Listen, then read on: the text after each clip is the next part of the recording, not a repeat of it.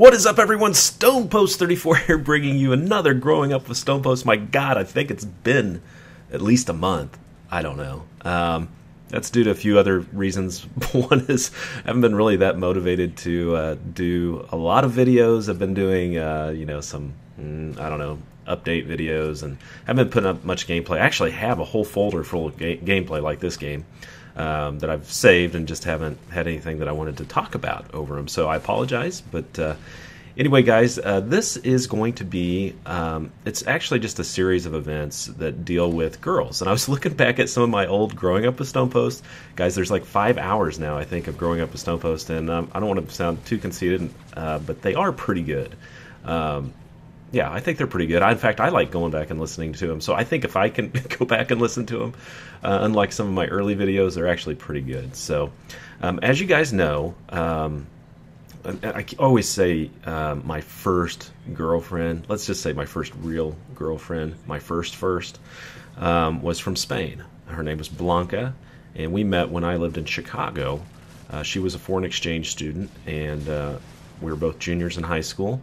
And to give you a real quick, brief background, we dated that whole year, my junior year, and then I moved. I moved to Kansas, which is actually where I'm from.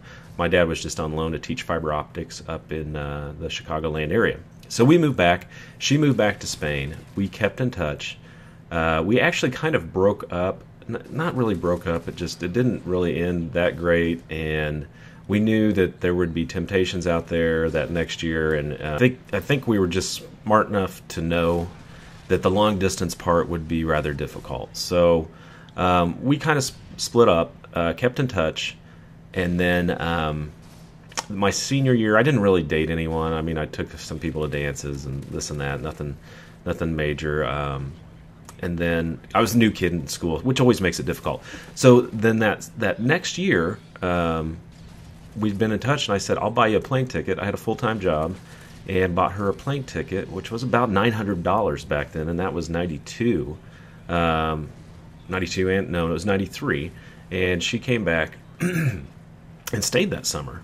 And we had a blast, and we decided, you know what, we're going to make this work. Okay, so this story is about all the trappings that happen in a long-distance relationship. Now, we wrote letters. We had long-distance phone calls, which were, gosh, they were expensive. I can't believe how ridiculous they were. I would spend over $100 a month on just, a few hours worth of phone calls, 2 to 3 hours worth of phone calls a month. It's ridiculous. But I had a lot of temptations, and I'm sure she did too.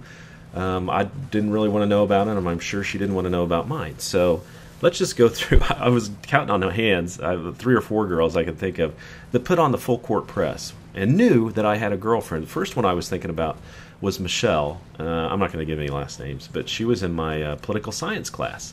Gorgeous gal. She was a Chiefs cheerleader, Kansas City football Chiefs cheerleader. Very athletic, blonde. I'm about 6 foot, just a little over 6 foot. She was about 5'8", just striking woman.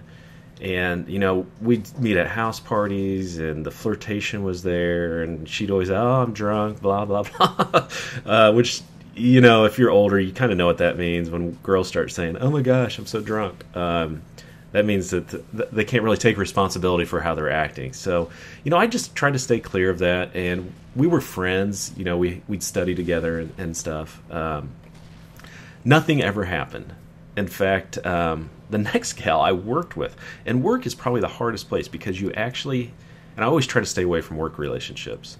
And let me tell you guys, I don't know if I'm going to do the next video. I want to do the bad part, and this is probably the worst thing I've ever done to anybody in my entire life, and it was to her, and I may do that in the next video if this video gets enough love.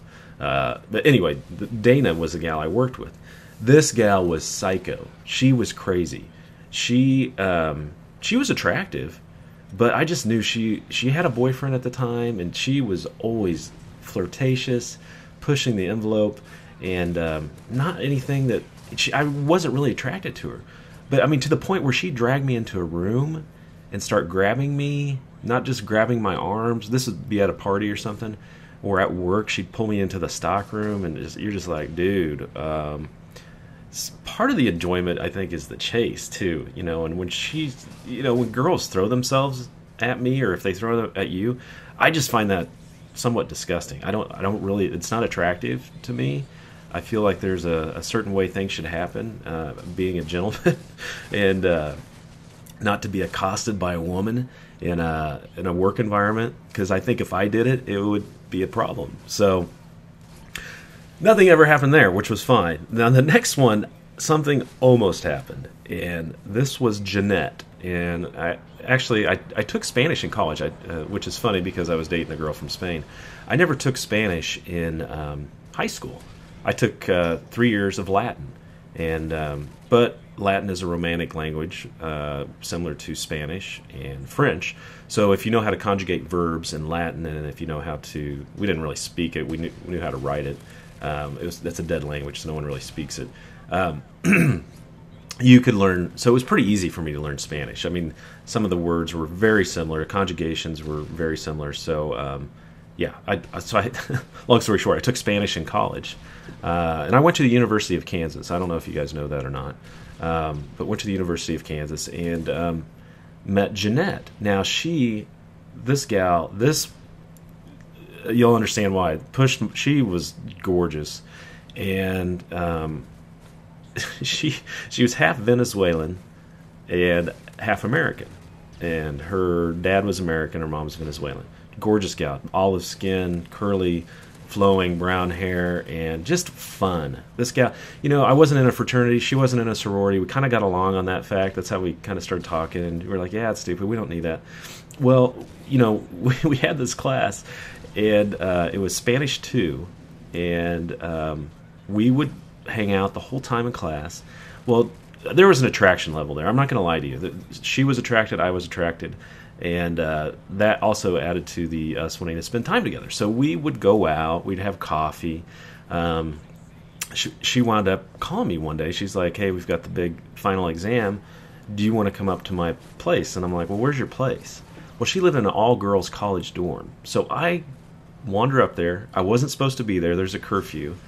I could be there during the day, but this was in the evening, and her roommate's there. Well, her roommate all of a sudden has to leave, and we're studying, and we're sitting on the bed, and she knows I'm dating Blanca at the time, and she basically moves in for the kill, if you know what I mean. She moves in and on her bed, and she's getting real fresh with me. I'm not gonna lie to you, I went forward with a little bit of it, and then I was like, I got it. I said, I can't do this. And you know, it was really cool. She really respected it. And I think, in a way, it almost made her like me more, is because I did kiss her, but that was it. And then I just stopped myself, and I said, I'm sorry, I can't move forward with this. You know, I'm dating Blanca. And we maintained our friendship after that, and actually met up.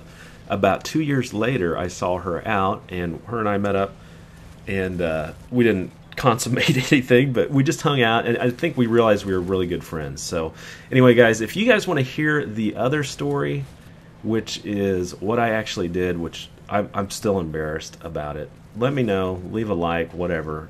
Leave a comment so I know that you guys want to hear about it, because I'm not proud of it, and only a few people actually know this, and if I can maintain some anonymity in telling the story, I think it will be okay. But it was not a very solid on my part. So guys, I hope you enjoyed the Growing Up with StonePost. I'll leave a link in the description so you can catch any of the ones you have missed, and if you have 5 hours to burn, go ahead and watch them all. So guys, take care as always. This is StonePost 34.